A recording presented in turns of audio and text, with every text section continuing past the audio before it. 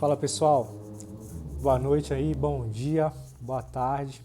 Vai depender muito aí do horário que vocês estejam assistindo o vídeo.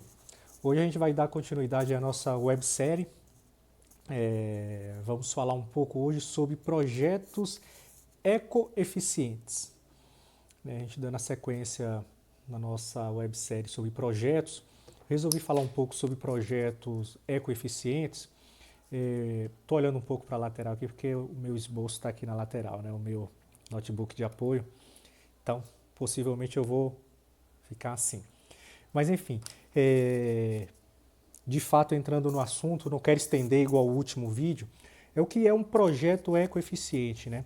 Primeiro nós temos que pensar nessa necessidade de ter projetos ecoeficientes, né? Com essa degradação do meio ambiente para captação de matérias-primas, para produzir os materiais, com o esgotamento dos recursos naturais, a gente tem essa necessidade hoje sim de ter construções ecoeficientes. Talvez vocês nunca tenham pensado dessa forma em relação à construção, porque não está no seu cotidiano.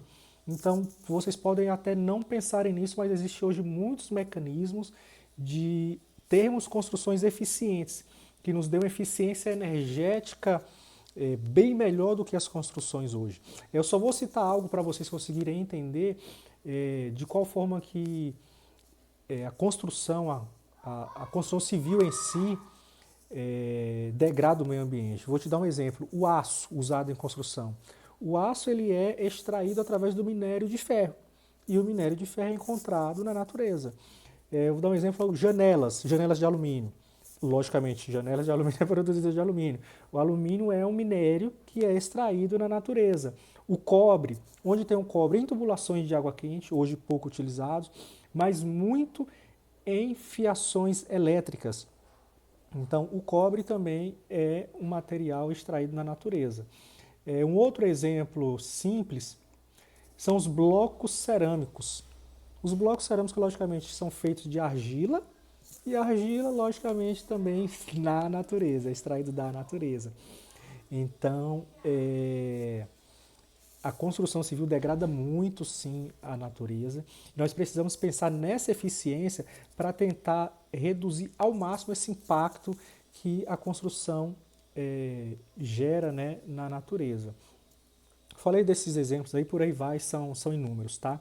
Mas algo que nós precisamos entender é que uma construção ela só é eficiente e ecoeficiente a partir da sua concepção no projeto, a partir do projeto. É muito difícil você iniciar uma construção sem projetos e transformar essa construção em uma construção ecoeficiente. Então, é no projeto que você consegue pensar em todas as etapas para torná-la eficiente, né, ecológica. Vou falar de dispositivos, de mecanismos simples que tornam a construção eficiente, né? Algo que na maioria das vezes as pessoas não pensam, mas nós que estamos mais no meio, habituados com isso, engenheiros, arquitetos, construtores, empreiteiros, as pessoas às vezes pensam, nós pensamos mais nisso do que as outras pessoas. Questão de ventilação e iluminação natural. A iluminação natural, a iluminação do sol, ela reduz fungos, ela reduz bactérias. Então é muito importante ter a iluminação natural dentro da sua casa. E nós precisamos pensar nisso na hora de projetar e na hora até mesmo de comprar o lote determinado da casa que você queira projetar. Para quem não sabe, né, acredito que todo mundo aprende isso na escola, o sol nasce no leste e se põe no oeste. Mas o que nem todos sabem é que o Sol ele tem uma leve inclinação para o norte. Então ele gira, né? Ele gira, não sei se vai dar para entender, ele gira inclinado, ele nasce no leste e se põe no oeste, mas inclinado para o norte. Então a fachada sul, a fachada norte, ele pega sol o dia todo. Isso nós pensando aqui nas regiões sul e sudeste, o ideal é que os dormitórios estejam na fachada norte, para eles ficarem mais aquecidos. Já no norte e nordeste é ao contrário. O ideal é que os dormitórios fiquem na fachada sul para não pegar tanto sol. Falando sobre ventilação, eu vou ser um pouco mais dinâmico. Falando sobre ventilação, A gente tendo os ambientes bem ventilados é muito importante também para a saúde. Então, os ventos eles têm características e em cada região essa característica vai determinar o que nós podemos, de qual forma nós podemos posicionar a casa, as janelas, as portas para ter uma melhor ventilação. Vou citar alguns exemplos aqui de dispositivos de iluminação e ventilação para poder facilitar. Exemplos de iluminações. A gente tem iluminação zenital, clarabóias, prateleiras de luz, as próprias janelas, as próprias aberturas de janelas. Isso facilita, né, ali a iluminação. E de ventilação, nós temos ventilação cruzada, que geralmente é uma janela em um lado, outra janela em um outro lado para fazer, né, uma corrente de ar, a própria torres de ventos. Então tem vários artifícios que a gente pode utilizar para criar esse mecanismo. Olha, mas o que isso influencia na construção para ser eficiente? Por que isso vai tornar a construção eficiente? Logicamente, se você tem mais iluminação natural dentro de casa, você vai utilizar menos iluminação artificial, vai utilizar menos eletricidade. A mesma coisa com a ventilação. Se você tem uma ventilação adequada dentro de casa, você vai ter uma melhor umidade do ar dentro de sua casa, você vai ter uma melhor sensação dentro de sua casa. Então você vai utilizar menos equipamentos de climatização, tipo ar-condicionados, ou aquecedores, ou umedecedores. Então essa é a importância aí da ventilação e iluminação. Pensando, né, algo que eu particularmente gosto bastante disso, não sei te explicar o porquê, mas pensando em regiões onde são bastante chuvosas, nós podemos utilizar um artifício da cisterna. Né? A cisterna ela vai captar essas águas pluviais, essas águas de chuva. Essa água de chuva ela pode ser utilizada para molhar jardins, regar jardins, plantas, lavar quintais, garagens e por aí vai. E também elas podem ser utilizadas para fazer ali a alimentação das bacias sanitárias.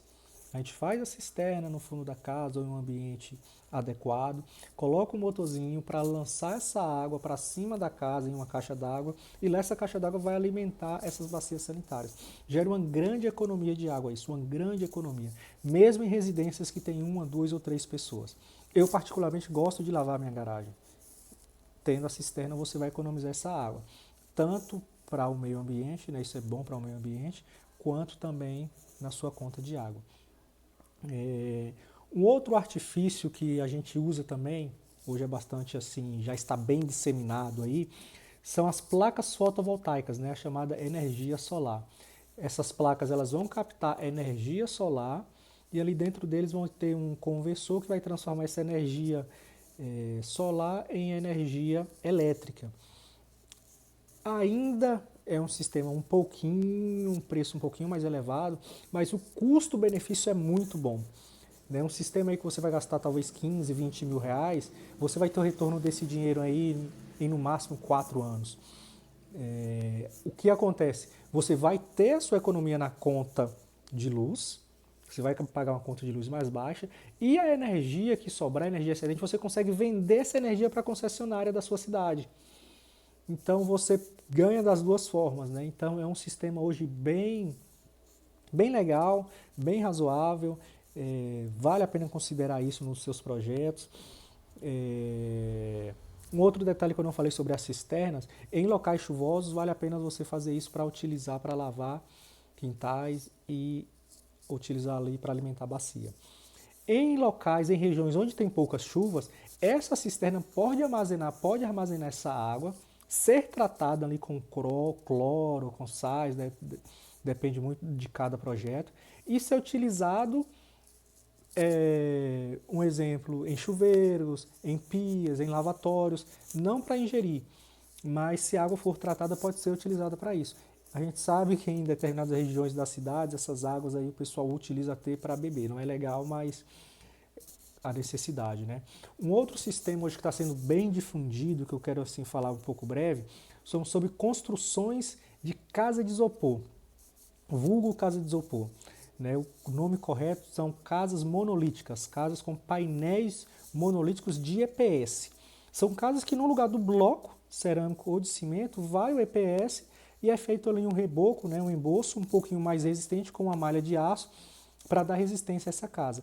Além de ser mais barata essa construção, ela tem um isolamento térmico e acústico excepcional. Então a sua economia com energia, com eletricidade, é uma economia absurda. Vale muito a pena, é econômico, é rápido, então vale a pena vocês pensarem um pouco nisso. Fala pessoal, dando continuidade, estou falando um pouco rápido porque eu não quero ficar um vídeo extenso, eu já estou vendo que já está passando aí dos 10 minutos. A gente tem piscinas, né? Sistema de aquecimento de piscinas é algo muito bom, traz uma economia excelente. Para quem aí fica com seus olhos irritados nas piscinas que são tratados com sal, com cloro, hoje existe o sistema de tratamento à base de sal, não fica mais essa irritação, é algo bem legal, é algo a levar em consideração, tá? Existem janelas inteligentes, nossa, existem diversos aí ainda outros dispositivos, os blocos ecológicos, tijolos ecológicos. Bom, eu queria apenas dar uma pincelada, né? A gente não vai a fundo em cada assunto, mas é apenas para vocês saberem aí o que existe, o que vocês podem buscar. No próximo, eu vou preparar aí o próximo vídeo e vou tentar ser um pouco mais específico, não vou ser tão abrangente igual eu estou sendo, talvez para que vocês possam aí ter um aprendizado aí um pouco melhor, tá bom? Espero que vocês estejam acompanhando, estejam gostando, façam seus comentários, críticas, elogios, a gente está aí para poder somar e multiplicar, tá bom? Abraço, queridos, Deus abençoe a todos.